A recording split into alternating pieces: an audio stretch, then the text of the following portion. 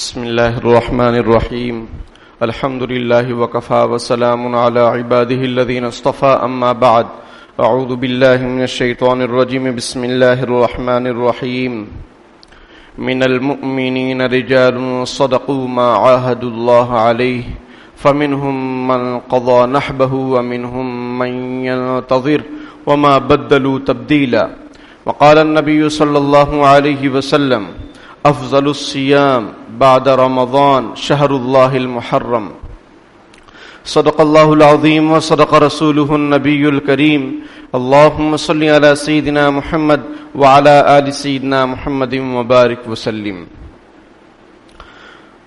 محترم بھائیوں، بزرگوں، آج محرم الحرام کی 10ویں تاریخ ہے، جسے عاشورہ کا دن بھی کہتے ہیں. عاشورہ اصل میں 10 کو کہتے ہیں. 10 عربی میں اس کو عاشورہ کہہ دیتے ہیں، عشرن کہہ دیتے ہیں، عشرتن کہہ دیتے ہیں. یہ مہینہ اسلامی مہینہ ہے اور اسلامی کیلنڈر کے حساب سے پہلا مہینہ ہے. اسلامی کیلنڈر کی شروعات ہو چکی ہے 1443 ہجرت سے. حضرت ابو موسیٰ اشعری رضی اللہ تعالیٰ عنہ نے حضرت عمر بن خطاب امیر المؤمنین رضی اللہ تعالیٰ عنہ کو خط لکھا کہ امیر المؤمنین، آپ مختلف خطوط بھیجتے ہیں لیکن ان پر تاریخ نہیں ہوتی ہے، تو اسے ریکارڈ میں محفوظ کرنا مشکل ہوتا ہے. تو براہ کرم آپ تاریخ بھی طے کریں، مہینہ بھی طے کریں، تاکہ اس کو ریکارڈ میں محفوظ کرنے میں آسانی رہے اور معلوم رہے کہ یہ عمل کب سے شروع کیا گیا، کب بند کیا گیا. اور بھی بہت سارے فوائد حضرت ابو موسیٰ اشعری رضی اللہ تعالیٰ عنہ نے اپنے خط میں لکھا تھا حضرت عمر رضی اللہ تعالیٰ عنہ کے نام. تو حضرت عمر رضی اللہ تعالیٰ عنہ کو بہت پسند آیا ان کا مشورہ. آپ نے صحابہ اکرام کو جمع کیا اور فرمایا کہ ابو موسیٰ اشعری رضی اللہ تعالیٰ عنہ کی یہ رائے ہیں، یہ باتیں ہیں، ہمیں کیا کرنا چاہیے، کب سے اسلامی سال کی شروعات کرنی چاہیے. کسی نے کہا جب آپ صلی اللہ علیہ وسلم کی پیدائش ہوئی اسی سال سے اسلامی سال کی شروعات کر دی جائے. کسی نے کہا جب نبوت ملی، کسی نے کہا جب ہجرت ہوئی، کسی نے کہا جب آپ صلی اللہ علیہ وسلم کا انتقال ہوا، اس سال سے اسلامی تاریخ، اسلامی سال کی شروعات کر دی جائے. حضرت عمر رضی اللہ تعالیٰ عنہ نے فرمایا کہ پیدائش اور نبوت کے سال میں ہو سکتا ہے لوگ آگے چل کے اختلاف کریں، اور آپ صلی اللہ علیہ وسلم کا انتقال والا جو سال ہے وہ امت کے لیے ایک غم اور مصیبت، مصیبت یعنی تکلیف، حادثہ، اس سے بڑھ کر غم کیا ہو سکتا ہے. محدث العصر حضرت مولانا یونس صاحب جونپوری رحمۃ اللہ علیہ فرماتے ہیں، ان کے بارے میں ان کے خاص شاگرد معتمد حضرت مولانا شیخ حنیف صاحب لوہاروی دامت برکاتہم یہ فرماتے ہیں کہ میں نے اپنے ابا کے انتقال کی خبر اپنے شیخ مولانا یونس صاحب جونپوری رحمۃ اللہ علیہ، جو سہارنپور میں مدرسہ مظاہر العلوم میں شیخ الحدیث تھے اور حضرت شیخ زکریا رحمۃ اللہ علیہ کے معتمد تھے، اور حضرت شیخ نے فرمایا تھا کہ تم مجھ سے بھی آگے جاؤ گے.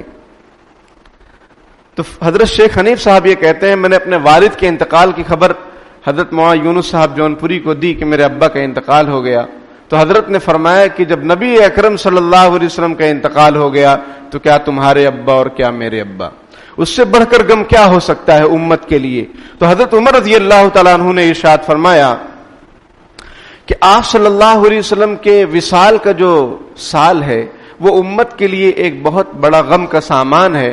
اس سے شروع کرنا اچھا نہیں، ہمیشہ اسی غم اور فکر میں امت رہے گی، اسی کی یاد تازہ ہوتی رہے گی.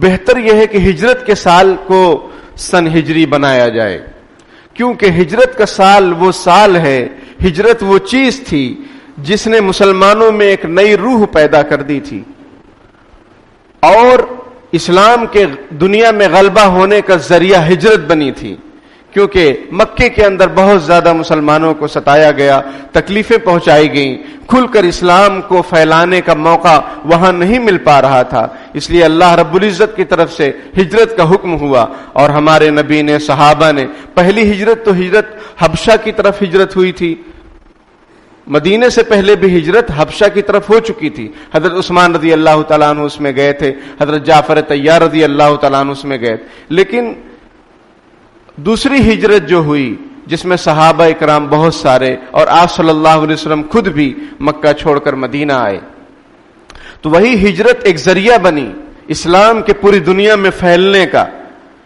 اور حق اور باطل کے پنجہ آزمائی کا۔ غزوہ بدر وغیرہ وہیں سے شروع ہوئی، ساری جنگیں ہجرت کے بعد ہی شروع ہوئیں، تو حضرت عمر رضی اللہ تعالیٰ عنہ نے فرمایا کہ ہجرت کے سال کو سن ہجری بنایا جائے، اسلامی سال بنایا جائے، اسلامی سال کی پہچان بنائی جائے، تاکہ ہمیشہ قیامت تک مسلمانوں کو ایک حوصلہ ملے کہ ہمیں پست نہیں ہونا ہے، ہمیں نا امید نہیں ہونا ہے، ہمارے بس میں جتنا ہے اتنا کرنا ہے، باقی اللہ پر چھوڑ دینا ہے۔ سیجعل اللہ بعد عسر یسرا، اللہ تعالیٰ تنگی کے بعد آسانی کو نکالتے ہیں، بناتے ہیں۔ ان مع العسر یسرا، کہ تنگی کے ساتھ آسانی بھی ہے، حالات ہیں اس کے بعد انشاءاللہ فراوانی بھی ہوگی، اور کالی اندھیری رات ہے اس کے بعد چمکدار روشن بھی طلوع ہوتا ہے، سورج بھی طلوع ہوتا ہے۔ تو یہ ہے ہجری، سن ہجری کا بیک گراؤنڈ کہ حضرت عمر رضی اللہ تعالیٰ عنہ نے یہ فیصلہ فرمایا، صحابہ کرام نے اس پر اتفاق کر لیا اور وہیں سے چلتے آ رہا ہے، اور یہ آج ہم جس دور میں ہیں، جس مہینے میں ہیں اور جس سال میں ہے، وہ 1443 ہجری ہے۔ ہجرت کو کتنے سال ہو گئے؟ 1443 ہجری۔ اللہ تعالیٰ سے دعا ہے کہ اللہ تعالیٰ ہمارے جو پچھلی زندگیاں گزر گئی اس کو معاف فرمائے، آنے والی جو زندگی ہے، آنے والا جو سال ہے، ہمارے لیے خیر و برکت کا باعث اور ذریعہ بنائے، امن و شانتی سکون کا ذریعہ بنائے۔ یہ وبا جو پھیلی ہوئی ہے پوری دنیا میں، اس کا خاتمہ فرمائے، اور مسلمانوں کے تعلق سے ملک میں جو نفرت اور زہر گھولا جا رہا ہے، اللہ پاک اس کا بھی عافیت سے خاتمہ فرمائے۔ سن اور سال طے ہونے کے بعد یہ مشورہ ہوا کہ مہینہ کون سا طے کیا جائے۔ کسی نے کہا ربیع الاول، جس میں نبی اکرم صلی اللہ علیہ وسلم کی پیدائش ہوئی ہے اور اسی میں ہجرت بھی ہوئی تھی، مکے سے مدینے کی جانب جو ہجرت ہوئی تھی وہ ربیع الاول میں ہوئی تھی۔ 8 ربیع الاول کو نبی اکرم صلی اللہ علیہ وسلم مدینہ منورہ پہنچے تھے۔ ایک رائے یہ آئی، کسی نے کہا رجب، رجب المرجب، یہ عظمت والا مہینہ عربوں میں سمجھا جاتا تھا، اور قرآن نے بھی اس کو عظمت والا مہینہ کہا ہے۔ قرآن میں ہے ان عدت الشہور عند اللہ 12 شہرا فی کتاب اللہ یوم خلق السماوات والارض منها 4 حرم، کہ اللہ کے نزدیک مہینوں کی تعداد جس دن سے آسمان اور زمین کی پیدائش ہوئی ہے 12 ہیں، اور اس میں منہا 4 حرم، ان میں سے 4 حرمت والے، عظمت والے ہیں، اور وہ کون کون سے ہیں؟ ذی قعدہ، ذی الحجہ، محرم، یہ 3 کنٹینیو ہیں، اور رجب۔ تو عربوں میں بڑی اس کی عظمت تھی، تو کسی نے رائے دی کہ رجب المرجب کو پہلا مہینہ قرار دیا جائے، کسی نے کہا رمضان المبارک کو پہلا مہینہ اسلامی قرار دیا جائے کیونکہ یہ خیر و برکت کا مہینہ ہے، کسی نے رائے دی کہ محرم الحرام کو پہلا مہینہ قرار دیا جائے، اس لیے کہ محرم الحرام یہ حرمت والا، عزت والے مہینوں میں سے ایک مہینہ ہے۔ حضرت عمر رضی اللہ تعالیٰ عنہ نے فرمایا کہ محرم الحرام کو پہلا مہینہ قرار دیتے ہیں، اس لیے کہ کلاب بن امیہ جو آپ صلی اللہ علیہ وسلم کے خاندان میں جن کا نام آتا ہے نسب نامے میں، محمد بن عبداللہ بن عبد المطلب بن ہاشم بن عبد مناف بن قصی بن کلاب بن مرہ، تو کلاب بن مرہ یہ ان کے زمانے سے مہینوں کا سسٹم یہی تھا، مہینوں کے نام یہی تھے، محرم، صفر، ربیع الاول، ربیع الثانی. تو اسلام سے 200 سال پہلے سے یہی نام چل رہے تھے اور مہینوں کی سیٹنگ بھی اسی طرح سے تھی. کیسی؟ محرم، صفر، ربیع الاول. تو حضرت عمر رضی اللہ تعالیٰ عنہ نے اس کو باقی رکھا. فرمایا کہ جو 200 سال سے کیلنڈر چل رہا ہے مہینوں کی ترتیب، اسی مہینے سے اسلام کے بھی سال اور جو ہے مہینے کی آغاز اور ابتدا رکھتے ہیں. تو یہ سن ہجری کا ایک بیک گراؤنڈ ہوا، پس منظر ہوا کہ محرم الحرام کا مہینہ اسلامی سال کا پہلا مہینہ اور ہجری کے اعتبار سے 1443 ہجری، 1443 سال ہو چکے ہیں اور یہ ہجری چل رہی ہے.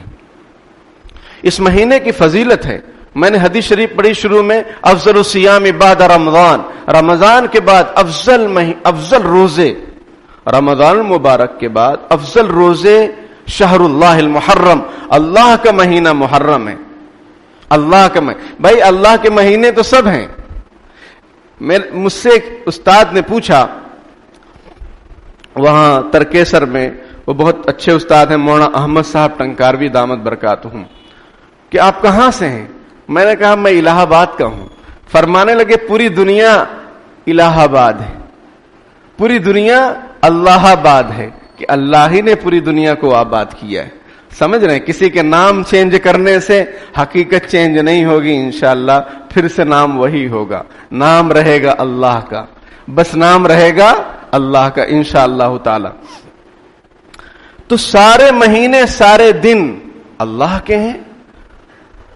اہمیت کو بتلانے کے لیے، فضیلت کو بتلانے کے لیے، دوسرے مہینوں پر فوقیت کو ظاہر کرنے کے لیے شہر اللہ المحرم، یعنی اللہ کا مہینہ وہ محرم ہے. تو اس محرم کے مہینے کے اندر روزے رکھنا رمضان کے بعد سب سے زیادہ فضیلت کی چیز ہے.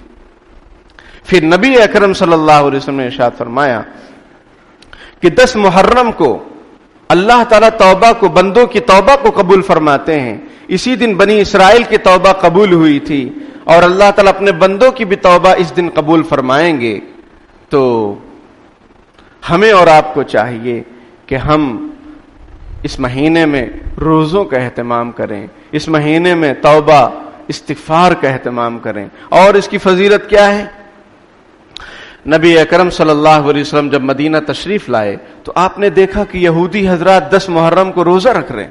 آپ نے پوچھا بھائی، پتہ کروایا کہ یہ لوگ کیوں روزہ رکھتے ہیں؟ تو پتہ چلا کہ فرعون سے بنی اسرائیل کو 10 محرم کو نجات ملی تھی. فرعون ڈوب گیا تھا اور بنی اسرائیل نجات پا گئے تھے فرعون سے.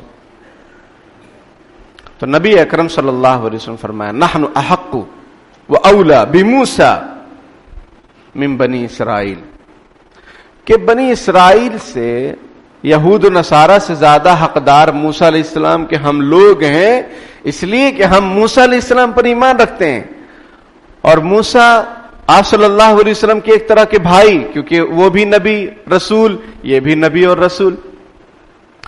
اور قرآن اور اسلام حقانیت کو فالو کرتا ہے. یہود و نصارہ نے تو اپنے انبیاء کو قتل کیا اور حضرت موسیٰ علیہ السلام کی تعلیمات کے بھی خلاف ہو گئے اور خلاف ہیں. تو آپ نے فرمایا کہ ہم زیادہ حقدار ہیں موسیٰ علیہ السلام سے. تو آپ نے پھر 10ویں محرم کے روزے کا اہتمام فرمایا، رکھنے کا حکم دیا. آپ نے بھی رکھا، صحابہ نے بھی رکھا. پھر رمضان المبارک کے روزے فرض ہو گئے.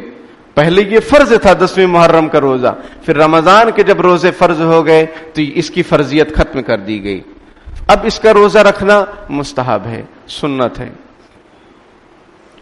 لیکن آپ علیہ السلام نے فرمایا کہ اگر آئندہ سال میں زندہ رہا، ایک موقع سے فرمایا کہ اگر آئندہ سال میں زندہ رہا تو میں 10ویں محرم کے ساتھ ایک روزہ اور بھی رکھوں گا تاکہ ان کی مخالفت ہو یہودیوں کی، کیونکہ 10ویں محرم کو یہ بھی روزہ رکھ رہے ہیں تو ہماری ان کی موافقت نہ ہو، مخالفت ہو. اور یہ اسلام کی بیسک تعلیم ہے. کاش کہ مسلمان اس کو سمجھیں کہ ہمیں اور آپ کو بہترین امت بنایا گیا. آپ صلی اللہ علیہ وسلم کی امت بنایا گیا، اور آپ صلی اللہ علیہ وسلم نے جگہ جگہ اپنی امت کو دوسرے لوگوں سے الگ رکھا ہے، ان کی تہذیب، ان کے کلچر سے، ان کے پہناوے سے، ان کے ظاہری اسٹرکچر سے، ان کے داڑھی مونچھ سے الگ رکھا ہے۔ آپ علیہ السلام نے فرمایا کہ مجوسیوں کی مخالفت کرو، یہود و نصارہ کی مخالفت کرو، اس لیے کہ یہ لوگ مونچھ بڑھاتے ہیں اور داڑھی کٹاتے ہیں، مڈاتے ہیں، تو تم لوگ داڑھی رکھو اور مونچھ کو پست کرو، ان کی مخالفت ہو۔ آپ علیہ الصلوۃ والسلام نے فرمایا کہ تم لوگ امامہ پہنو اور اس کے نیچے ٹوپی بھی پہنو، کیونکہ مشرکین بھی امامہ باندھتے ہیں، آپ نے دیکھا ہوگا راجستھان وغیرہ میں، اور بڑی بڑی پگڑیاں باندھتے ہیں، اور بھی بہت سارے لوگ باندھتے ہیں، لیکن ان کے پگڑیوں کے نیچے، امامے کے نیچے ٹوپی نہیں ہوتی ہے۔ تو آپ علیہ الصلوۃ والسلام نے فرمایا کہ ہمارے اور ان کے امامے میں فرق یہ ہے کہ ہمارے امامے کے نیچے ٹوپی ہوتی۔ جگہ جگہ قدم قدم پر آپ علیہ الصلوۃ والسلام نے اپنی امت کو دوسری قوموں کی تہذیب اور کلچر سے الگ رکھا۔ مدینے میں مشرکین بازار لگاتے تھے، آپ علیہ الصلوۃ والسلام نے فرمایا کہ مسلمانوں کا بازار الگ لگے گا، الگ لگے گا، آپ نے الگ بازار کر دیا۔ اور مدینے کے اندر حضرت عمر رضی اللہ تعالیٰ عنہ کے زمانے کا یہ اصول تھا کہ مدینے میں مارکیٹ میں اسی کی دکان لگ سکتی تھی جو کہ احکام شریعہ سے واقف ہو، جس کو مسائل معلوم ہو تجارت کے۔ تو میرے تاجر بھائیوں سے میری درخواست ہے کہ وہ بھی مسائل کو معلوم کریں، یہ نہیں کہ بکا ہوا مال واپس نہیں ہوگا، سمجھ میں آئی، فکس ریٹ، سمجھ میں آئی بات، مہنگائی کے اس زمانے میں گارنٹی کی کوئی وہ نہیں ہے، یہ سب کیا ہے، فیشن کے اس دور میں گارنٹی کی کوئی ذمہ داری نہیں، مال واپس نہیں ہوگا، یہ سب اسلام کے اصول کے خلاف ہے۔ کوئی حدیث شریف میں ہے کہ کسی مسلمان نے کوئی سامان لیا، پھر اسے شرمندگی ہوئی، یعنی افسوس ہوا کہ میں نے یہ لے لیا، اس سے مجھے دوسری چیز لینی ہے، اب وہ واپس کرنے آئے اور تاجر اس کو معاف کر دے، بولے ٹھیک ہے کوئی بات نہیں، وہ واپس کر لے لے، تو حدیث شریف میں کہ قیامت کے دن اللہ تعالیٰ اس تاجر کے گناہوں کو معاف فرما دیں گے، کتنی بڑی بات ہے۔ اور ہمارے یہاں اصول ضابطے لگے ہوئے ہیں کہ بکا ہوا مال واپس نہیں ہوگا۔ ہاں اگر اس کے اندر کوئی تبدیلی کر دے آدمی، کچھ اس میں رد و بدل کر دے تو آپ مت لیجئے، کیونکہ وہ تو ویسٹیج میں جائے گا، پھر اس کو کون لے گا، لیکن ہو بہو ابھی 10 منٹ پہلے لے کے گیا، اب واپس کرنے آ رہا ہے تو آپ کہہ رہے ہیں ادھر دیکھیے کیا لکھا ہوا ہے، یہ مسلمانوں کی تعلیم نہیں ہے، یہ مسلمانوں کی تجارت نہیں ہے۔ بہرحال تو ہمارے نبی نے فرمایا کہ اگر میں آئندہ سال زندہ رہا تو ایک روزہ اور رکھوں گا 9ویں کو، تاکہ ان کی مخالفت ہو یہودیوں کی، یہ 10ویں رکھ رہے ہیں ہم 2 رکھیں گے۔ تو اسی سے مسئلہ یہ نکلا کہ محرم کا عاشورے کا جو روزہ ہے، 10ویں محرم کا جو روزہ ہے، اس کے ساتھ ایک ملا لو، چاہے پہلے 9ویں ملا لو چاہے 11ویں ملا لو، 2 روزے رکھو، یہ بہتر ہے۔ لیکن اگر کوئی نہیں رکھ سکا، بہت مشکل ہے، کوئی پریشانی ہے، تو ایک روزہ رکھنے کی بھی گنجائش ہے، لیکن بہتر کیا ہے؟ آپ صلی اللہ علیہ وسلم نے جس کی تمنا کی ہے وہ کیا ہے؟ وہ 2 روزے کی، تو بہتر 2 روزے ہیں، ایک روزے کی بھی گنجائش۔ یہ تو ہوئی محرم الحرام کے بارے میں اور سن ہجری کے بارے میں۔ اسی طریقے سے محرم الحرام کی پہلی تاریخ کو حضرت عمر رضی اللہ تعالیٰ عنہ کی شہادت ہوئی۔ ابو لؤلؤ نامی مجوسی غلام نے آپ کو فجر کی نماز کی حالت میں آپ پر خنجر سے وار کیا، اور وہ خنجر ایسا تھا کہ اس کو زہر پلایا گیا تھا، یعنی زہر میں رکھا گیا تھا، اب اس کے ذریعے سے آپ کی اتڑیوں پر وار کیا گیا، جس سے آپ جو ہے بے ہوش ہو گئے۔ لیکن ان کے بیٹے حضرت عبداللہ ابن عمر رضی اللہ تعالیٰ عنہ فرماتے ہیں کہ ابا کو اور مجھے بھی اس بات کی فکر تھی کہ فجر کی نماز پڑھ لیں، یعنی وہ نماز کی حالت میں ہوا حملہ، تو جب بھی ہوش میں آتے تو اسی بات کی فکر رہتی کہ نماز پڑھ لیں۔ ایک مرتبہ تیمم کر کے کوشش بھی کی لیکن پھر بے ہوش ہو گئے۔ 10ویں تاریخ کو محرم الحرام کی حضرت حسین رضی اللہ تعالیٰ عنہ کی شہادت ہوئی۔ دن کون سا تھا؟ مورخین لکھتے ہیں جمعہ کا دن تھا، آج بھی جمعہ کا دن۔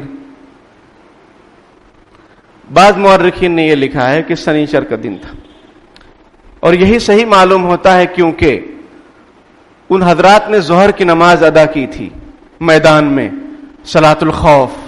جو ظہر کا وقت ہو گیا تو ابو سمامہ ساعدی رضی اللہ تعالیٰ عنہ نے فرمایا کہ حضرت میری یہ خواہش ہے، حضرت حسین سے فرمایا کہ میری یہ خواہش ہے کہ میری جان آپ کے سامنے نکل جائے، میں شہید ہو جاؤں، لیکن ظہر کا وقت ہو چکا ہے، میری یہ بھی خواہش ہے کہ ہم نماز پڑھ لیں تاکہ نماز کے یعنی اللہ سے ملاقات جو ہو وہ نماز اور فریضے کی ادائیگی کے بعد. لیکن یہ تمنا ان کی رہ گئی اور ان پر حملہ ہوا اور وہ شہید ہو گئے. پھر حضرت حسین رضی اللہ تعالیٰ عنہ نے صلاۃ الخوف نماز پڑھائی. اس کا طریقہ الگ ہوتا ہے کہ ایک جماعت جنگ میں بھی رہتی ہے اور ایک جماعت نماز پڑھتی رہتی ہے. پھر یہ ایک رکعت پوری کرتی ہے، وہ دوسری آ جاتی ہے، سمجھ رہے ہیں، وہ دوسری آ جاتی ہے، پہلی چلی جاتی ہے، وہ محاذ کو سنبھالتی ہے. پھر اس کی ایک رکعت ہو جاتی ہے، پھر وہ آتی ہے، پھر وہ اپنی دو رکعت مکمل کر لیتی ہے، ایک رکعت تو ہو چکی تھی اس کی، یہ دوسری رکعت مکمل کی، پھر یہ چلے جاتے ہیں. پھر ان کی 2 رکعت جب مکمل ہو جاتی تو وہ دوسرے لوگ آ جاتے ہیں. اس کا ذکر 5ویں پارے میں سورہ نساء میں صلاۃ الخوف کا تفصیل کے ساتھ ذکر کیا گیا ہے. تو وہی نماز حضرت حسین رضی اللہ تعالیٰ عنہ نے ادا فرمائی. جنگ کی حالت ہے، حضرت عمر رضی اللہ تعالیٰ عنہ خون سے لت پت ہیں، موت اور زندگی سے ان کی جنگ جاری ہے. وہاں حضرت حسین رضی اللہ تعالیٰ عنہ ان کے ساتھی بھی موت کو اپنے سامنے دیکھ رہے ہیں، بلکہ ان کو تو آپ صلی اللہ علیہ وسلم کی بشارت بھی ہو گئی تھی خواب میں کہ آپ مجھ سے بہت جلد ملنے والے ہو. تو ان کو یقین ہو چکا تھا کہ میری شہادت ہونے والی، لیکن نماز کو نہیں چھوڑ رہے ہیں. انہی کے نام لیوا ہم اور آپ ہیں. ہماری نماز کی پابندی کیوں نہیں ہوتی؟ ہماری فجر کیوں نہیں ہوتی؟ جمعہ میں مسجد ماشاءاللہ بھری ہوئی ہے، تو کیا صرف جمعہ ہی فرض ہے؟ فجر کی نماز فرض نہیں ہے؟ آپ علیہ الصلوۃ والسلام کا فرمان کہ 2 نمازیں منافقین پر بڑی بھاری ہیں، عشاء اور فجر. ذرا ہم غور کریں کہیں ہم منافقین میں تو نہیں. حضرت عمر رضی اللہ تعالیٰ عنہ جیسے ذلیل القدر صحابی امیر المؤمنین اور عشرہ مبشرہ میں ان کا ذکر، اور آپ صلی اللہ علیہ وسلم کے پہلو میں سوئے ہوئے ہیں. وہ حضرت حذیفہ بن یمان رضی اللہ تعالیٰ عنہ سے تنہائی میں پوچھتے تھے، کیونکہ وہ حضرت حذیفہ بن یمان رضی اللہ تعالیٰ عنہ کا لقب صاحب السر ہے، یعنی رازدار صحابی آپ صلی اللہ علیہ وسلم کے. آپ علیہ الصلوۃ والسلام نے ان کو آنے والے فتنوں کے بارے میں آگاہ کیا تھا اور منافقین کے نام بھی بتلائے تھے کہ کون کون منافق ہیں.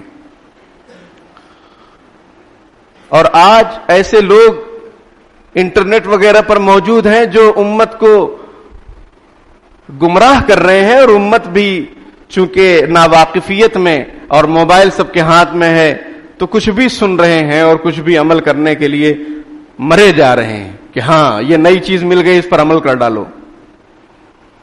1443 ہجری چل رہا ہے اسلام کا، سمجھ رہے ہیں؟ نئے چکر میں مت پڑیے ورنہ گمراہ ہو جائیں گے. جو تعلیمات اللہ اور اس کے رسول نے، صحابہ اکرام نے، تابعین نے، تبع تابعین نے، ائمہ مجتہدین نے ہمیں دی ہے، اسی میں 100% کامیابی ہے. ہم کیا ہیں جو نئے کے چکر میں نیا اسلام برپا کرنے کے پیچھے پڑ گئے؟ ہمیں سورہ فاتحہ کی تفسیر کا معلوم نہیں، ہمیں ترجمے کا معلوم نہیں، کچھ پتہ نہیں. ہمیں قرآن ہم پڑھتے رہتے ہیں، ہمیں کچھ پتہ ہی نہیں رہتا ہم کیا پڑھ رہے ہیں. حدیث شریف سنتے ہیں، جب تک وہ عالم ترجمہ نہ کرے ہمیں سمجھ میں نہیں آتا ہے.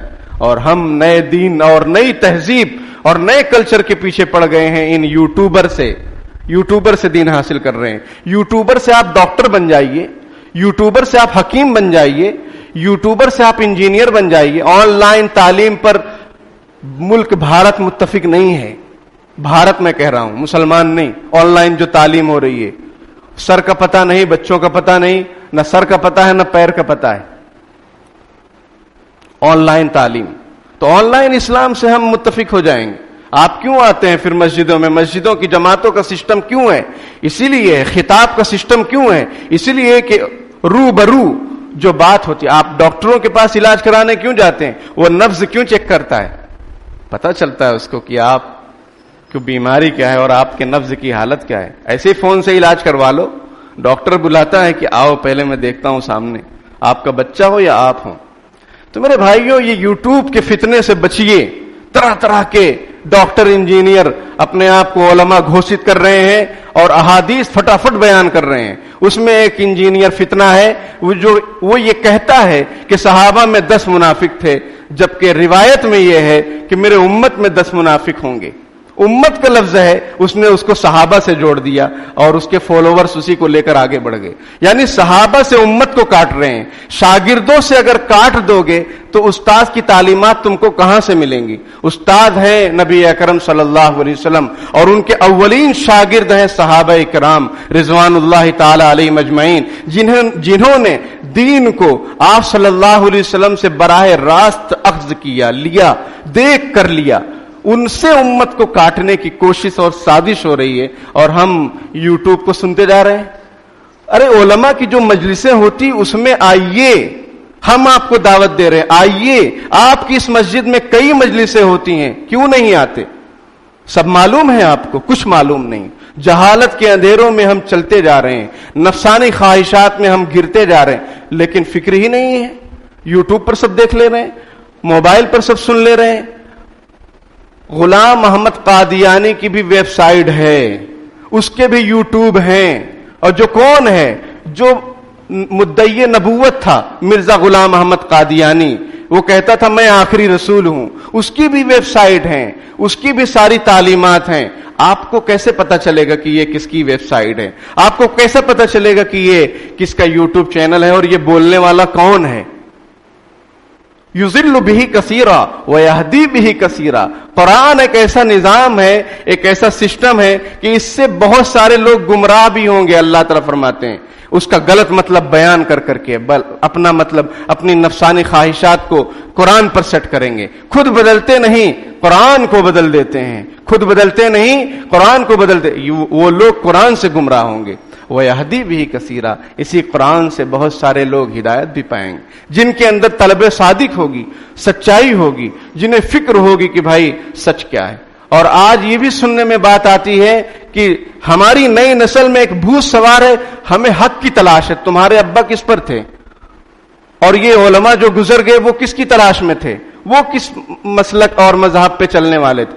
آج تم پیدا ہو گئے حق کی تلاش میں، تمہیں شرم نہیں آتی. تم حق کی تلاش میں نہیں ہو، تم خواہشات کی تلاش میں ہو، تم شیطانی چال کی تلاش میں ہو اور گمراہ ہو جاؤ گے اگر واپس نہیں آؤ گے تو. اٹھا کر پھینک دو باہر گلی میں، نئی تہذیب کے انڈے ہیں گندے.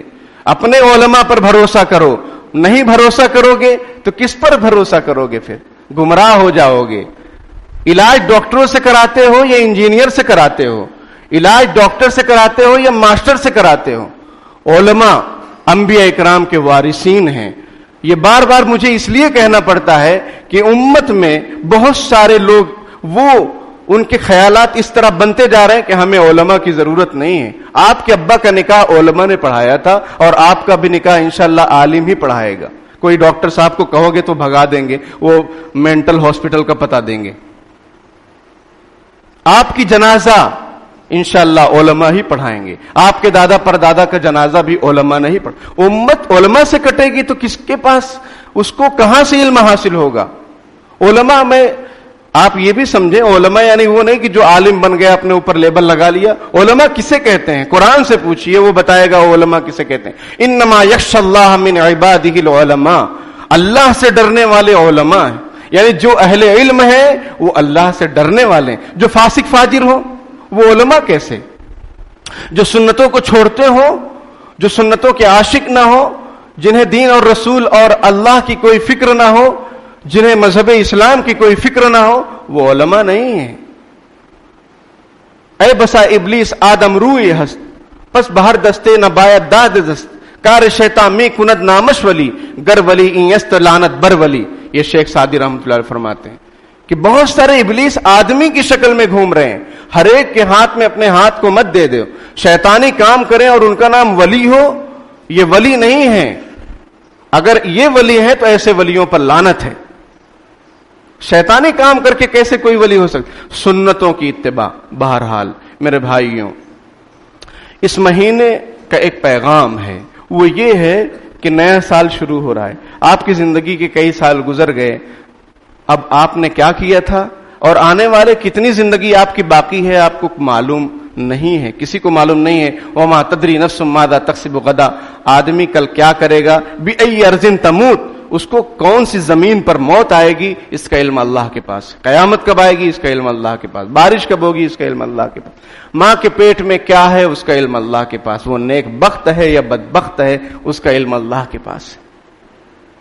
تو ہماری زندگی کے کتنے دن باقی ہیں کچھ معلوم نہیں، تو ہمیں احتساب، حاسبوا انفسکم قبل ان تحاسبوا، حضرت عمر رضی اللہ عنہ فرماتے ہیں کہ اپنا حساب لو اس سے پہلے کہ تمہارا حساب لیا جائے۔ ایک چیز تو یہ، دوسری چیز یہ ہے کہ جو ہمارے یہ شہداء گزرے ہیں، بہت سارے شہید گزرے ہیں، صرف حضرت حسین رضی اللہ تعالیٰ عنہ کا نام لے کر شہادت شہادت کہنا اور یہ کہنا کہ بس یہی شہید ہوئے ہیں، یہی مظلوم ہوئے ہیں، ان کے علاوہ کسی کا ذکر نہ کرنا، یہ نا انصافی ہے۔ حضرت حمزہ رضی اللہ تعالیٰ عنہ کی شہادت کو آپ بھول گئے، حضرت عمر کی شہادت کو آپ چھوڑ کیوں دے رہے ہیں، حضرت علی کی شہادت کو کیوں چھوڑ دے رہے ہیں، حضرت عثمان کی مظلوم شہادت کو کیوں چھوڑ دے رہے ہیں، جن کا خون جب قرآن پر گرا، جس آیت پر گرا وہ قرآن آج بھی موجود ہے، اور وہ آیت تھی فَسَيَكْفِيكَهُمُ اللَّهُ، ان قریب اللہ ان کے لیے کافی ہو جائے گا۔ ان کی شہادت کا ذکر کیوں نہیں؟ ایک ہی کی شہادت، دوسروں کی شہادت کا ذکر نہ کرنا یہ ناانصافی ہے، یہ غلو ہے دین کے اندر۔ شہادت کا ذکر کر رہے ہیں، سب کی ذکر کریں۔ ہاں بالکل حضرت حسین رضی اللہ تعالیٰ عنہ کی جو شہادت ہے واقعی وہ بہت خطرناک، روئے زمین اور آسمان سب رو پڑے تھے ایسی شہادت اور ایسے منظر کو دیکھ کر، بالکل اس کا ہمیں غم ہے، افسوس ہے۔ لیکن دوسرے جو صحابہ کرام ہیں ان کو چھوڑ دینا، ان کی شہادت کا ذکر نہ کرنا یہ نامناسب بات۔ ہم ان کی شہادت کا بھی ذکر کریں، اور اسلام ایک ایسا مذہب ہے کہ اس کی شروعات ہی سب اسی طریقے سے غربت میں، بے بسی میں، شہادت میں ہوئی ہے۔ حضرت سمیہ رضی اللہ تعالیٰ عنہ پہلی عورت ہیں جو اسلام کے نام پر شہید ہو گئیں، ابو جہل نے ان کو شہید کیا تھا۔ اور بھی بہت صحابہ کرام، 40 حفاظ قاری، ان کو کچھ لوگ لے گئے اور راستے میں دھوکے سے شہید کر ڈالے، سب کو آپ صلی اللہ علیہ وسلم نے بھیجا تھا تعلیم کے لیے۔ حضرت جعفر طیار رضی اللہ تعالیٰ عنہ شہید ہوئے، بہت سارے لوگ شہید، خود آپ صلی اللہ علیہ وسلم کے دندان مبارک شہید ہوئے، آپ پر حملہ کیا گیا، آپ کا چہرہ زخمی ہوا۔ تو اسلام کا تو پورا سسٹم ہی اسی بنیاد پر ہے، تو پھر کیا کریں؟ وہ لوگ چلے گئے، من المؤمنین رجال صدقوا ما عاهدوا اللہ علیہ، مومنین میں بہت سارے ایسے لوگ ہیں جنہوں نے سچ کر دکھلایا جو اللہ سے انہوں نے وعدہ کیا تھا، اور انہوں نے اپنی ڈیوٹی کو ادا کر لیا۔ ومنہم من ينتظر، لیکن بعض مومنین وہ ہیں، اللہ کرے کہ اس میں ہمارا اور آپ کا شمار ہو، جو انتظار میں ہیں کہ کب موقع ملے ہم دین اسلام کے لیے اپنے تن من دھن، اپنی اولاد، اپنے ماں باپ، اپنے بیوی بچوں کو قربان کر دیں۔ ان میں سے وہ بھی کچھ لوگ ہیں، کچھ لوگ چلے گئے، گزر گئے، انہوں نے اپنی ڈیوٹی ادا کر لی۔ اب ہم اور آپ کی ذمہ داری ہے کہ ہم اسلام کی تعلیمات، اسلام کی مساجد کی، مدارس کی، علماء کی، حفاظ کی، ان کی حفاظت کریں، ان کے لیے اپنے تن من دھن کو جتنا ہو سکے قربان کریں، اسلام کے لیے قربان سکیں، اسلام کے لیے جتنا ہو سکے قربانی دیں۔ مسلمانوں پر اگر ظلم و ستم ہو رہا ہے آواز کو بلند کریں۔ خاموش رہنا اچھی چیز ہے، لیکن ظلم کے خلاف خاموش رہنا اچھی چیز نہیں ہے۔ جو قوم ظلم کے خلاف خاموش رہتی ہے وہ لاشیں اٹھاتی ہے۔ اللہ تعالیٰ مجھے اور آپ کو حق کے لیے جینے والا